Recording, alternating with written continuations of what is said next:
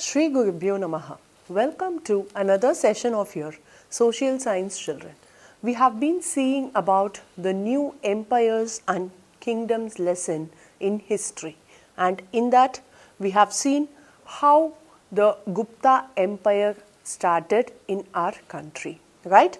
So now in that we have seen that the Gupta Empire, the information about the Gupta Empire, the rulers, the life of people during the Gupta Empire, all these things we have come to know through these Prashastis and Charitas. So let us understand what is meant by Prashastis and what is Charita, right? So Charita is nothing but the biography of a ruler written by their court poets and historians. Okay, so biography is nothing but the life history of a person. Okay, so biography is life history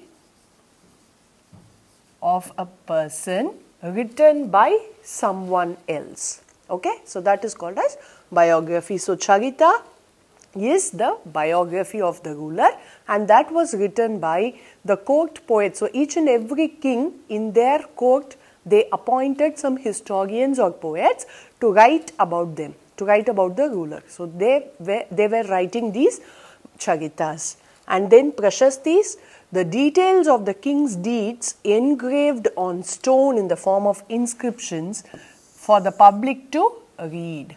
So this is also about the activities of the king. Deeds means all the activities of the king. Okay, so all the good things the king did, all the wars he fought, how many wars he successfully won the battles. So all those details about the king were given on the stone, engraved on the stone in the form of inscriptions, and that was called as Prashastis, right? So Prashastis, the meaning of the word Prashasti is praise in Sanskrit. So praise means just appreciating someone, right? So Charitas and Prashastis existed during the period of Mauryas and then during the age of Satavahanas and became more common during the Gupta Empire. So these two, Prashastis and Charitas, they were available very well from the Mauryan Empire itself. Okay, so that spread even more during Satavahanas, and it was very commonly used during this Gupta Empire, right? So the Charitas and Prashastis are important sources of history as they provide us invaluable information about the rulers in whose time they were composed. Invaluable information. So these are very important source of information about the empires because they give us more information, invaluable. See, it is like a treasure for us. We are able to get many details about the kings whom we have not even seen, right? So to know that, this Charitas and Prashastis are very helpful for us. Okay, so so what are all the information we are getting through this? We get the geographical extent of the empire, right? So from which place to which place the empire was expanded, we are able to learn that. And then the ruler's genealogy, his strategies of expansion, religious and cultural policies, among other things. So how far the kingdoms were expanded. See, while we were seeing about Ashoka in previous lesson, we have seen that he expanded his kingdom from Himalaya to Kanchipuram. Kabul to Kanchipuram we have seen. So how did we get that information? Through these historical evidences, right?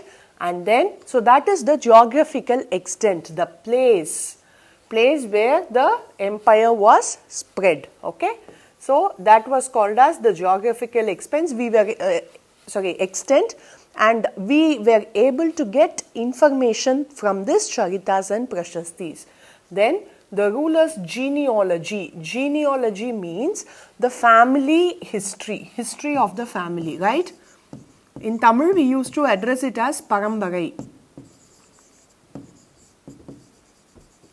So who was his father?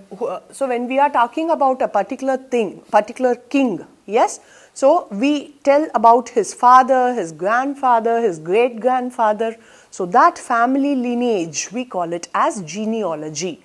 Then his strategies of expansion. So the same example I will give you again about Ashoka. We were seeing about the wars fought by him, and then what happened? He expanded his kingdom by the way of peace. Dhamma Vijaya we have seen, Digvijaya we have seen. So how a king followed the method of expanding his empire. That strategy is being given, and the religious practices of the people, Buddhism, Jainism, their own religions, whoever wanted to follow, that was followed, and then the cultural practices. So all these things we get information from these Prashastis and Charitas. But we should remember one thing. These were composed by the people who were appointed by the king himself, right? So they were forced, okay, in some manner they were forced to write only good things about the king, right? Because he was working under the king and he cannot write any negative points about the king. So we should remember that the Prashastis and Charitas were written by the people who were appointed by the ruler, So what they had to do? They tended to be biased and exaggerated. Biased means they were always writing in favor of king. Okay, so being in favor of only one person, not talking about the other side, that is called as biased. And exaggerated, they were giving things in a very big way, even though it was a very small thing that was given in such a big way, right? So this happened in this Prashastis and Charitas. So what do? Then how can we trust these resources?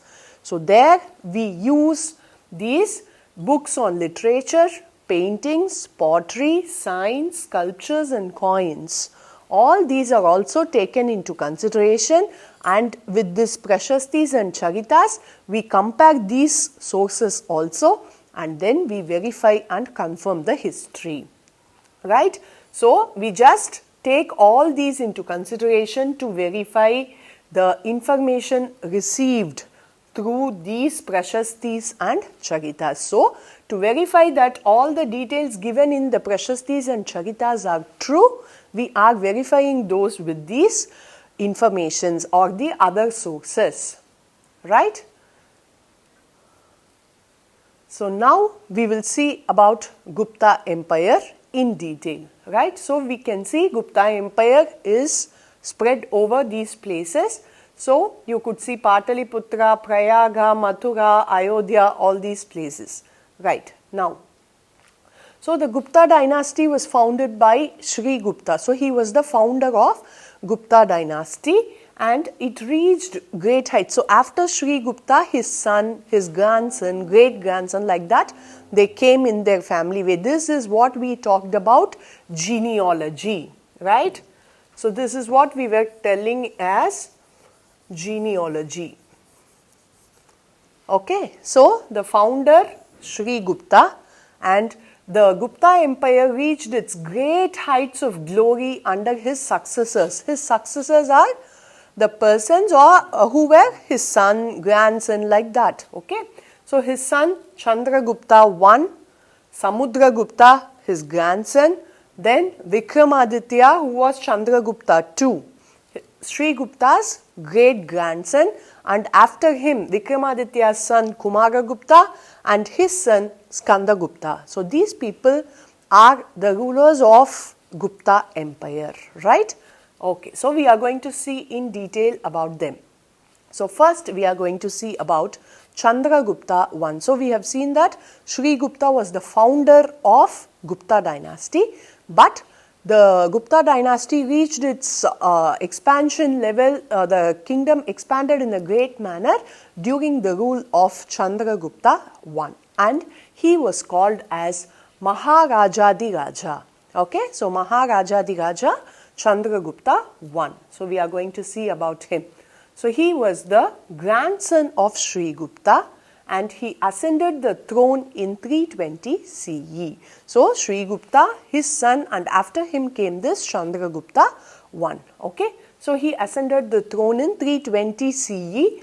he married Kumara Devi, a Licchavi princess, and thus he gained control over Magadha. So Licchavi, hope you all remember this, which we have seen in Mahajanapadas. Yes, so this was a place, Licchavi. So he married the princess of Licchavi, who was called as Kumara Devi. This Chandragupta one, he married her, and what happened? He gained control over Magadha. So now he got control in Magadha. So Magadha still continued to be a very important place. Now, expansion of kingdom through matrimonial alliances was a common policy in the ancient period. So in olden age, we have seen during this Chandragupta Maurya also, right? Chandragupta Maurya married Seleucus Nicator's daughter, and he expanded his kingdom to Pakistan and Afghanistan. Hope you all remember that. The same way, this Chandragupta of Gupta Empire, that was Mauryan Empire and this is Gupta Empire. So, this Chandragupta, he married Kumara Devi, who was a Licchavi princess, and he expanded his kingdom to Magadha. So, this was a very common policy during this period, right? So, since Magadha was an important seat of power at that time, Chandragupta made it as his base and extended his kingdom up to Prayaga. Okay, so Magadha continued to be a superpower by then also.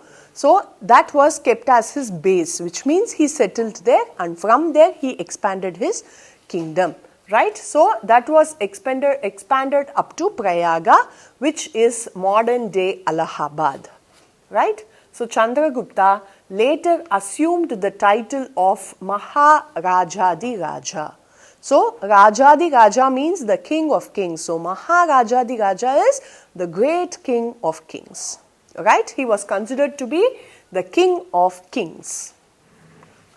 Now we are going to see about Samudra Gupta, right? So he is also called as the Napoleon of India. So let us see about him. So he was the son of Chandragupta. Okay, Chandragupta I's son. Right? He succeeded him in 335 CE, and he was an able general who led his armies for victories across the country. So he was a very able ruler.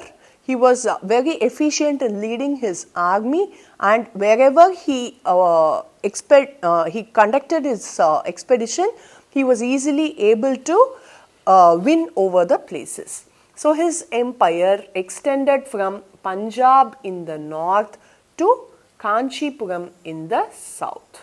Okay, so from Punjab to Kanchipuram, Samudragupta's empire expanded, and even the parts of Kashmir and Nepal belonged to his kingdom. Okay, so some parts of Kashmir, some kingdoms of Kashmir and Nepal also came under the control of his empire.